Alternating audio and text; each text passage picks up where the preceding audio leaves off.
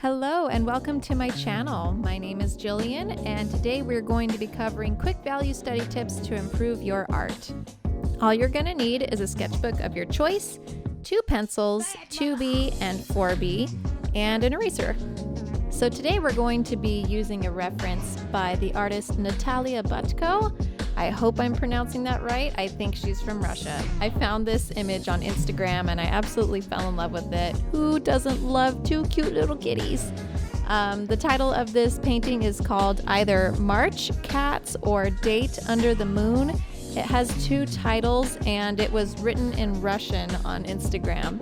So Natalia, if you happen to see this, please let me know in the comments what the proper name is of this artwork, or even if it's yours, because if we know anything about Instagram, they don't always give proper credit to the artist. So anyways, let's dive in. First things first, I like to draw a container inside of my sketchbook with which the image is going to be drawn inside. I mainly do this so that I can think small, not worry about, tiny little details, and I also like to have space on the right-hand side for any notes that I'm going to write later on. I will do some minor sketching of the placement of the figures, but I don't typically like to spend a lot of time drawing every single tiny little detail of the figures, mainly because this is, again, a study in value. We're not trying to get perfect forms here. What we're trying to do is study light and shadow. So as you can see, I started out by doing just a really minor toning of the canvas, so to speak, or the paper, to kind of help push me towards the middle gray of value. Now, I will admit, I tend to build up slowly value over time, and for me, it is very scary to start out too dark. So I tend to tone it very lightly. But that's okay, because you know what? Nobody's perfect. This is all just a grand journey that we're all growing together on. So don't feel bad if you start too light or too dark. The point is, it's just a quick practice that's just going to help you improve your art over time.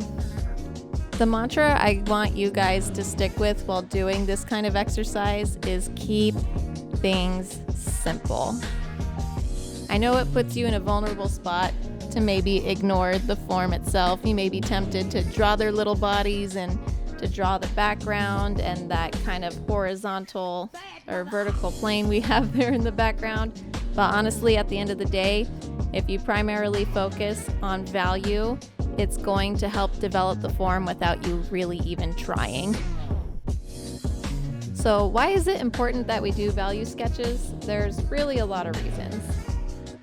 I had an art professor claim, I don't know if this is true or not, that your brain first, when it reads an image through your eye, sees that image in black and white first. This allowed for quicker processing of the world around us as opposed to the processing time that your brain would have to go through if it went through color first. Again, I don't know if that's true, but it's something to think about. The next reason why value sketches are so important is it is a valuable tool to help you plan out your colors for future projects.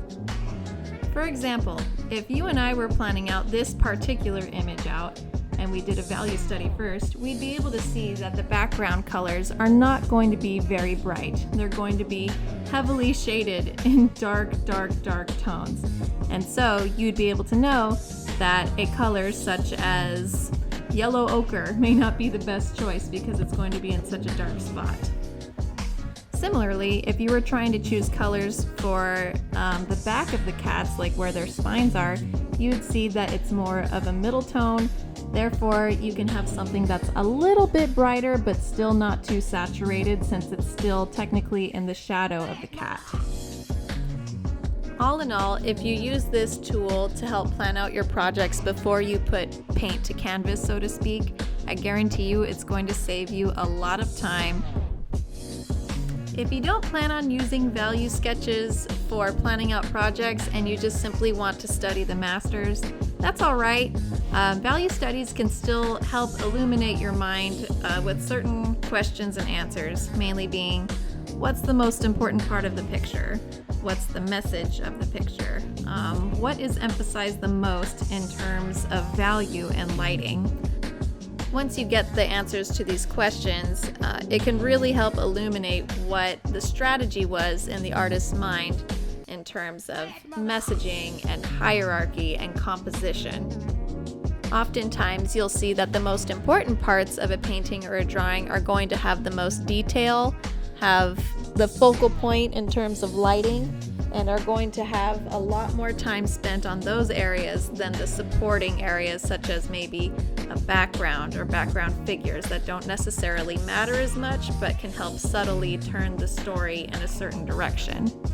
In conclusion, whether you choose to do this for just a daily sketching exercise or for planning out a project, it's really going to help exercise your brain in ways you never thought before.